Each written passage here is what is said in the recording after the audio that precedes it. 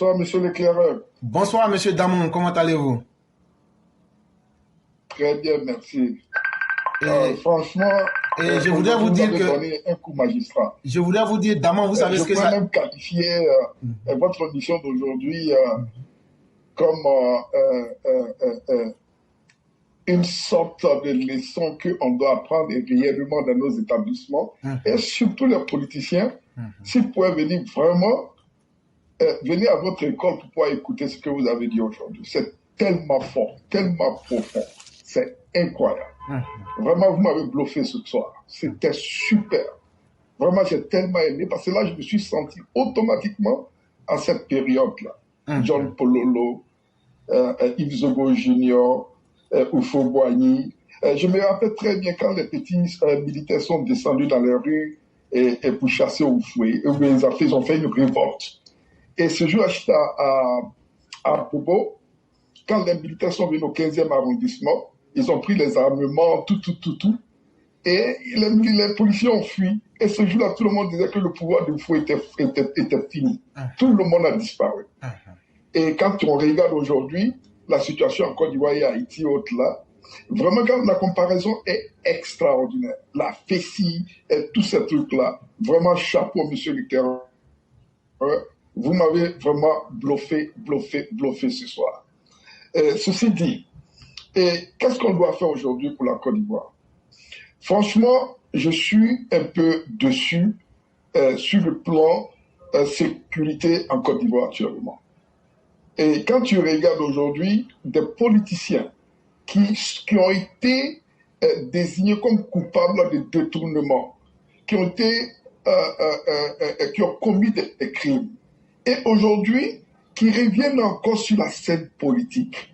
Mais c'est tellement malsain, tellement incongru, que moi, vraiment, je suis dépassé. Je n'arrive pas à comprendre pourquoi, en Afrique en général, et en Côte d'Ivoire en particulier, il y a ce phénomène-là encore où la justice ne fait pas son travail. Ou bien les politiciens ne laissent pas la justice faire son travail. Finalement, ce développement qu'on voit en Côte d'Ivoire, je pourrais même qualifier que c'est un développement qui est assis sur des pieds d'argile. Parce qu'il suffit d'un truc et on revient à la caisse de départ. Tu vois, et la FECI encore aujourd'hui est capable d'aller dans les établissements et faire sortir les élèves.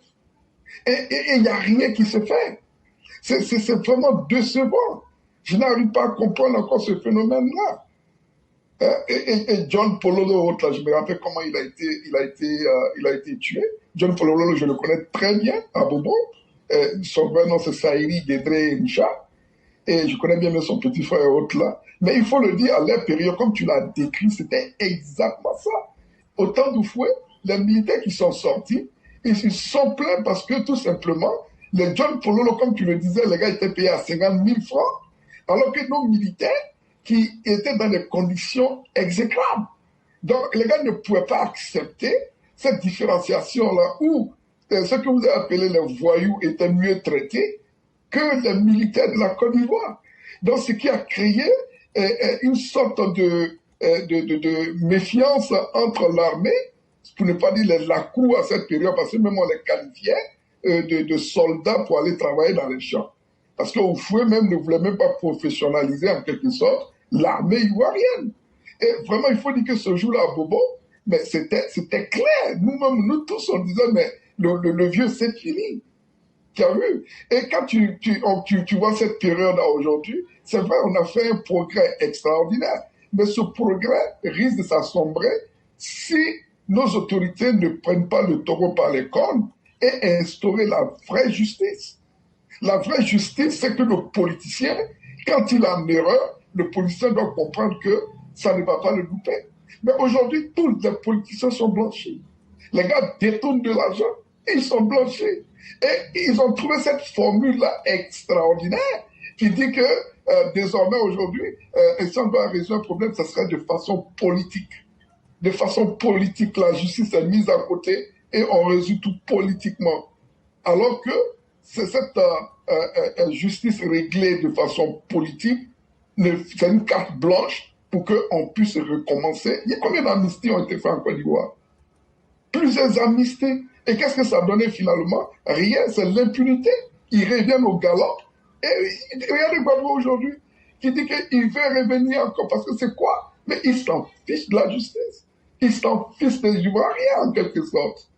Vraiment, j'ai gros sur le cœur, quoi. Et vraiment, merci, monsieur le Perreur, pour votre coup magistral aujourd'hui. C'était super. Vraiment, je vous tire le chapeau. Allez, bonne soirée à vous. Et bonne écoute, toujours, je suis à l'écoute. Merci. Merci beaucoup, cher René. Merci pour cette analyse synthétique que vous avez pu faire aussi. Et pour vraiment venir confirmer le peu que nous avons dit. Et vraiment, merci à vous. Une fois, vous vous souvenez, je vous avais expliqué, je vous appelé Damon.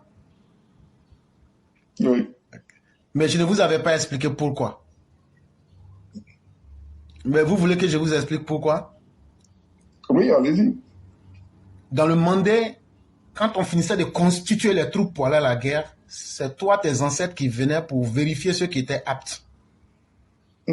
Avant de laisser les gens progresser. Je sais que ça va te paraître bizarre et tu vas te demander mais comment je sais? Mais je le sais.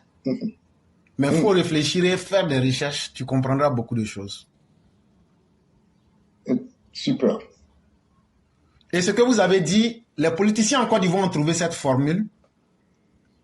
Ceux qui sont au pouvoir se protègent en pensant à demain. Et donc on fait des dialogues politiques. On s'arrange entre nous.